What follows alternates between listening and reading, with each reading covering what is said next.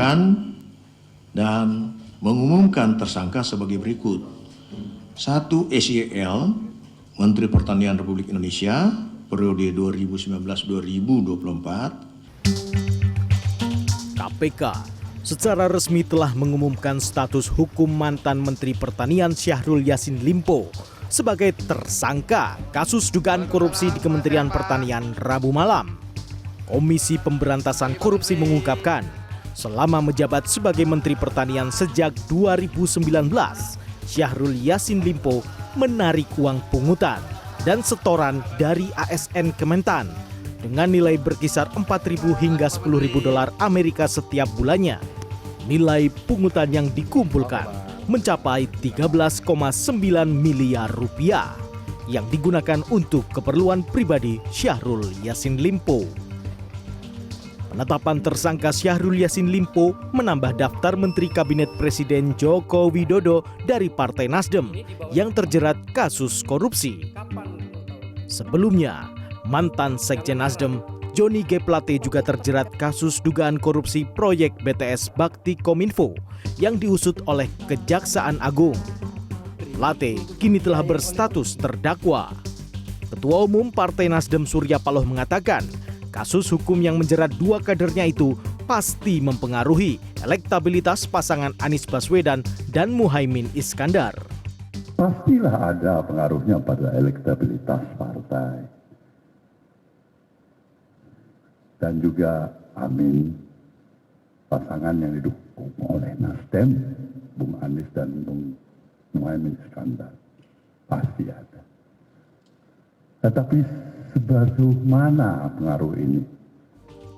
Berdasarkan survei LSI DNIJA periode 4-12 September 2023, elektabilitas Anies Baswedan sebesar 14,5%, di bawah Prabowo Subianto yang menempati peringkat pertama dengan 39,8% dan Ganjar Pranowo dengan 37,9%.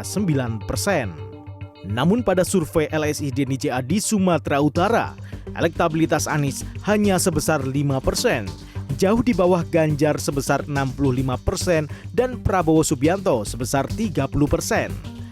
Hasil survei Anies yang rendah di Sumatera Utara ini tidak diterima DPW Partai Nasdem Sumatera Utara. Ketua DPW Partai Nasdem Sumatera Utara Iskandar ST menyebut ada kejanggalan pada survei LSI DNIJA itu. Pasalnya, rilis LSI DNIJA pada Mei 2023 menempatkan elektabilitas Anies sebesar 32,6%. Iskandar menyebut janggal bila dalam waktu 4 bulan elektabilitas Anies bisa turun drastis hingga 28%. Atas kejanggalan itu, DPW Nasdem Sumatera Utara melayangkan somasi ke LSI DNIJA. Tim Liputan CNN Indonesia.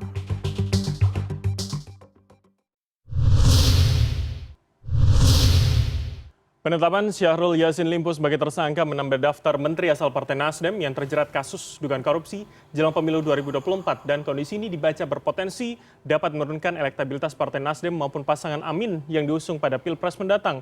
Benarkah kondisi ini akan cukup berdampak dan apa kemudian langkah antisipatif yang telah disiapkan? Dan untuk menjawabnya sudah bersama kami dua narasumber di studio, politikus senior Partai Nasdem Bestari Barus, serta yang kedua peneliti senior LSI DNIJA Ikram Masloman. Assalamualaikum, selamat malam abang-abang sekalian, terima kasih. Malam. Oke, sebelum saya ingin tanya datanya ke Mas Ikram, saya akan ke Bang Bestari terlebih dahulu. Jadi di internal ketika Anda mendampingi Mas Anies di lapangan, berdampakkah kemudian isu dua Menteri Nasdem terjerat korupsi? Hari ini perhatian masyarakat itu sangat besar, utamanya kepada Pak Anies Baswedan. Jadi kita sudah terbiasa dengan hal-hal yang menyudutkan dari awal gitu ketika kita mencalonkan Pak Anies Baswedan itu dengan sendiri gitu, orang mengatakan Partai Nasdem ini gila ini. Ya kan? Kemudian kita tidak kemudian urungkan itu niat untuk mencalonkan Pak Anies, kemudian setelah itu kita calonkan kemudian 3 nama itu. 3 nama. Ada yang marah-marah dari PD Perjuangan kader kami. Disebut. Nah, kemudian berlanjut dengan dapatlah teman sementara kalau saya katakan yaitu Demokrat, kemudian dikatakan sebagai setengah waras. Gitu. Jadi kondisi hari ini sebenarnya tidak jauh berbeda maksud Anda dengan yang lampau? Tidak ada, karena perhatian masyarakat itu konsentrasinya lebih kepada mereka menginginkan sekali bahwa Nasdem berkomitmen kuat untuk tidak mundur selangkah pun apapun yang terjadi. Yang penting bagi mereka bahwa Pak Anies itu dapat dicalonkan menjadi calon presiden. Oke, maksud Anda berarti masyarakat di bawah ini atau kemudian di lapangan di grassroots tidak melihat ini sebagai kasus yang penting atau kemudian bisa menggoyah kepercayaan begitu terhadap Nasdem? Beberapa platform media sosial yang saya juga ikut di dalamnya, bahkan dengan masyarakat, mereka mengatakan, sudahlah Bang, jalan aja terus, pahamlah kita itu. Kira-kira begitu jawabannya. Tapi itu untuk Aniesnya, untuk Nasdemnya sendiri, apalagi untuk Pileg, ada kemudian ketakutan, kekhawatiran dari beberapa orang ini paling nggak turun 1% begitu?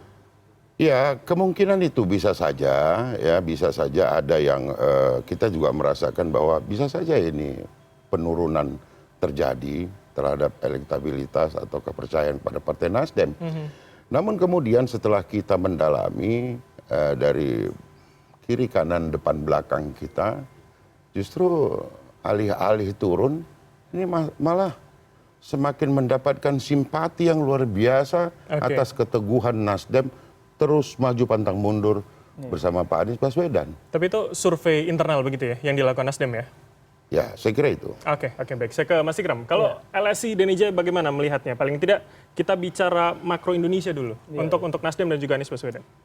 Ya, kalau kita lihat dari survei tadi yang ditayangkan, memang terkait Pak SCL mungkin kurang dipotret dalam survei itu, karena memang survei itu dilaksanakan ya, mungkin pasca deklarasi Pak Anies itu kurang lebih 1-2 hari ya. Kemudian mungkin kasus menteri yang terlebih dahulu itu ya, Pak mantan Sekjen Nasdem itu yang mungkin terpotret. Tapi memang gini, percaya atau enggak ya, kasus korupsi itu pasti akan lebih besar menimbulkan noise ya, ketimbang voice ya, itu pasti itu ya.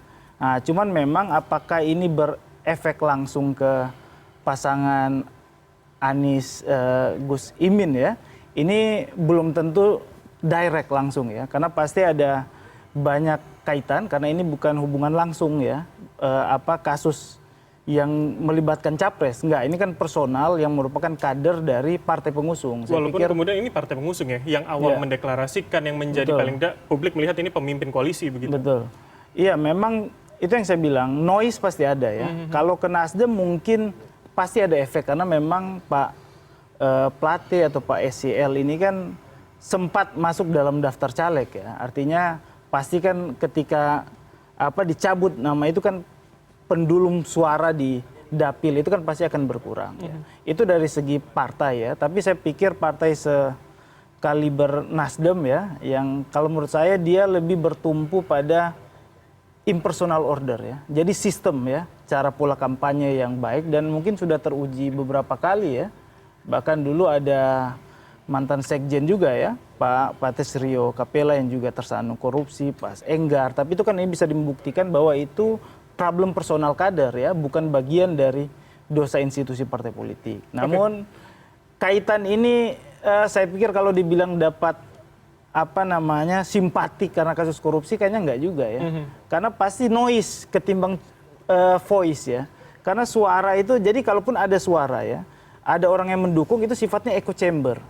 Di ruang gema, yaitu di pendukung-pendukung itu aja yang menganggap ini bagian dari semacam ada politisasi dan sebagainya. Namun untuk keluar saya pikir orang nggak kali. Tapi kalau di lingkup atau kemudian pendukung itu hanya pasti untuk ya. lingkup yang loyal begitu. Oh iya Mas Ikram? pasti. Tapi bagaimana dengan masyarakat umum atau misalkan swing voters? Iya, bagi orang yang belum menentukan pilihan ke pasangan Anies Muhaimin itu tentu nggak mungkin tergait karena kasus korupsi, kan pasti ada daya pikat lain ya, daya magnet yang lain. Kasus Pak Plate kemarin tidak terlalu direct untuk kemudian menurunkan, merubah begitu? Iya kan, memang pasti ada rembesan, tapi memang nggak langsung ya, karena memang ini kan bukan dosa politik capres itu sendiri ya. Itu bukan bagian dari track record ya, karena memang Pak Anies, Pak Muhaimin ini kan cenderung nggak punya catatan itu sampai detik ini. Saya pikir publik akan melihat ke situ. Oke, kalau begitu saya ingin masuk di soal, tadi kita juga dengar di paket berita soal sumut yang 5% ya. Kemudian ini juga mendapat respon dari Nasdem dan juga PKB. Betul. Bagaimana Anda menjelaskan soal itu kalau memang tidak berdampak secara langsung Anda katakan? Ya, kalau di sumut itu memang saya pikir saya juga tidak akan merespon secara serius ya, karena memang ada banyak somasi itu, kalau baca somasinya ya memang agak lebih bersifat subjektif ya.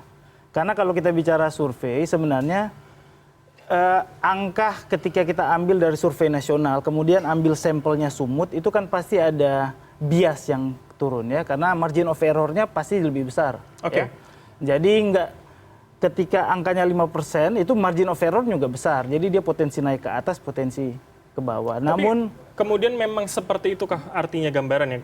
Saya melihat ini kan terlalu jauh antara kemudian Prabowo Subianto, terus kemudian Ganjar Pranowo dengan Anies Baswedan begitu loh. Ya, saya pikir hampir di semua survei kredibel mainstream itu memang memotret selama ini ya Pak Anies memang di posisi ketiga ya.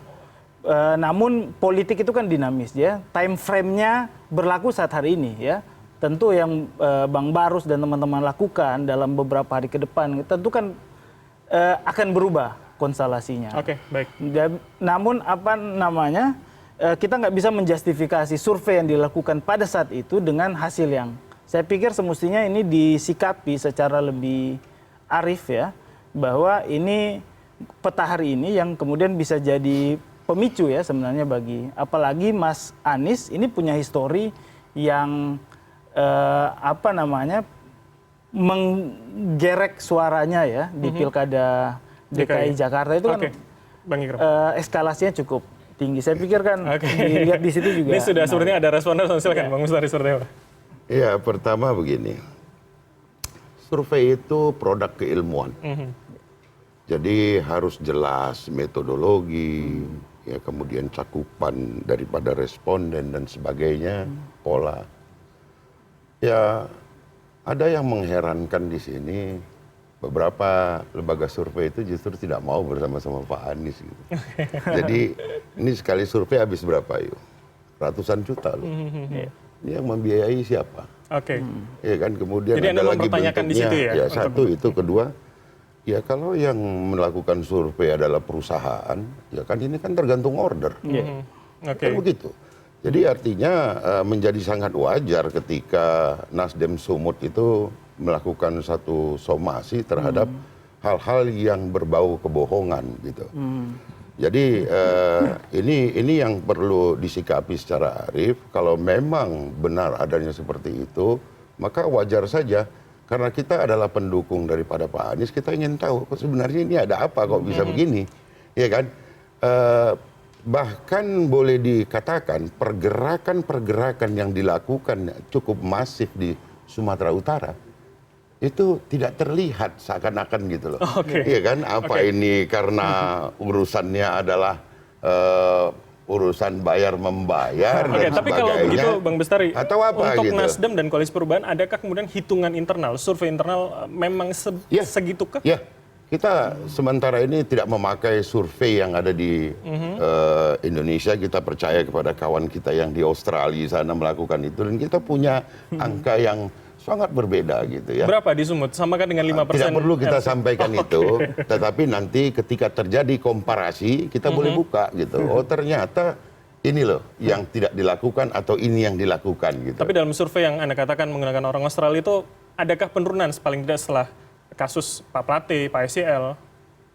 Nih, jari tangan saya aja lah. Tidak ada. Tidak ada yang signifikan itu. Naik turun itu biasa ya. Tetapi yang menjadi aneh adalah kenapa sih mesti seminggu sekali melakukan survei? Biayanya ratusan juta itu dari mana gitu. Karena gini, survei itu dapat membentuk opini publik. Ya kan? Adalah kejahatan di survei apabila kemudian tidak terbuka. Oke. Kan seperti itu. Tapi Anda katakan tadi di awal masa Nasdem itu tidak terpengaruh dengan dua kasus nggak ini ada pada masalah Pak Anies. itu. Artinya gini, ada turun naik ya. Iya kan? Tetapi tidak signifikan itu 5% Pak Anies di Sumatera Utara. Ini saya kira ini perlulah dilakukan bedah hasil survei, kita konfirmasi pola kalau dan metodologi apa, dan siapa yang membayar, itu yang paling penting menurut Bang saya. Ikram, jawabannya seperti apa? Nggak, sederhananya begini, sebenarnya kalau dibaca somasi itu sangat subjektif. Kalau Mas baca ya, bahwa alasan kenapa diragukan kredibilitas karena menurut keyakinan ya DPD di Sumut bahwa dari 30 kabupaten kota ya di Sumatera Utara, mereka punya keyakinan 20 kabupaten kota itu Anies menang telak gitu. Itu dasarnya juga apa? Itu kan juga pertanyaan. Sedangkan kalau di kita sebenarnya kita punya kewajiban melaporkan hasil survei karena itu kita selalu terdaftar di KPU, di Kemendagri selalu juga tercatat dan kemudian kita diawasi oleh asosiasi ya dan semua di situ kredibilitas lembaga ya.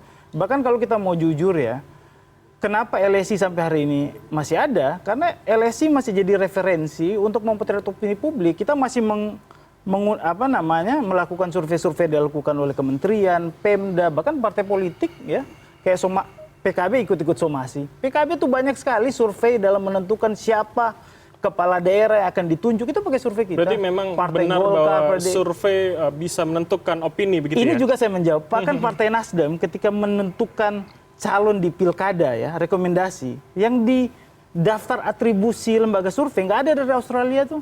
Semua lembaga nasional ya. Oke. Cuma maksudnya Ya itu sebagai pembanding saja. Artinya yang hari ini kita melihat ada sesuatu yang tidak fair pada hasil survei itu sehingga kita menghimbau kepada masyarakat untuk tidak mempercayai itu. Oke, baik. Ini terakhir, saya akan kembali ke tema soal bagaimana kemudian dampak penetapan paling tidak Pak SYL, kemudian Pak Plate kepada Anies Mohaimin. Apa langkah yang kemudian akan dilakukan Nasdem? Apakah kalau Anda katakan ini tidak berpengaruh akan diam saja seperti biasa, atau kemudian akan ada langkah untuk memperbaiki citra begitu, Bang Mustari? Saya kira kita jalan saja terus, tidak mencampur adukan antara persoalan hukum dengan politik. Menjadi tanggung jawab dari masing-masing pihak bahwa ada sekarang proses hukum kita mendukung, gitu.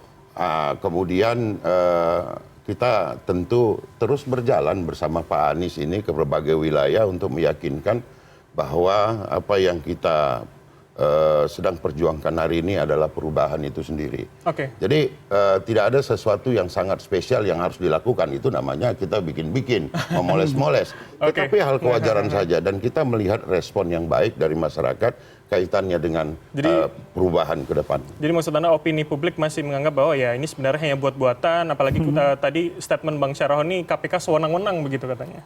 Saya tidak akan masuk kepada wilayah itu.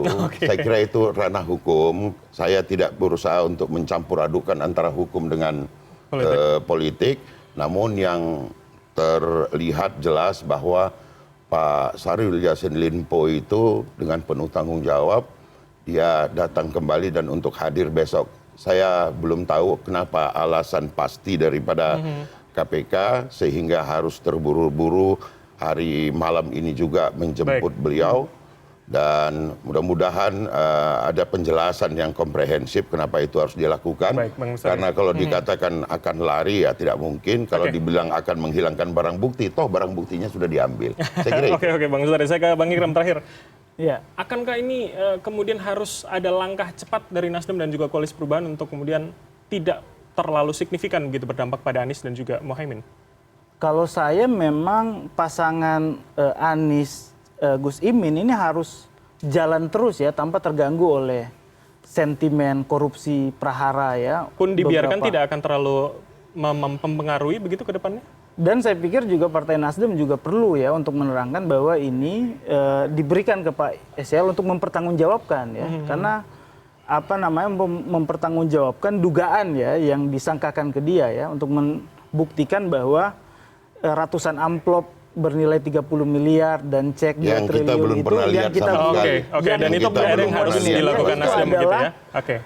Betul-betul bisa dibuktikan. Bahkan saya dengar ada pra peradilan kan ya, membuktikan di situ ditaruhkan dan untuk memulihkan nama baik tidak hanya SYL tapi Partai Nasdem dan juga bisa mengangkrek posisi Anies bahwa memang ini bukan politisasi. Ya. Baik, kita akan tunggu seperti apa kemudian nanti ke depan. Terima kasih atas waktu Anda Bang Ikram, peneliti senior LSI Denija, dan juga Bang Bestari Barus, politikus senior Partai Nasdem telah bergabung sama kami. Selamat malam, terima kasih. Siap. Ya.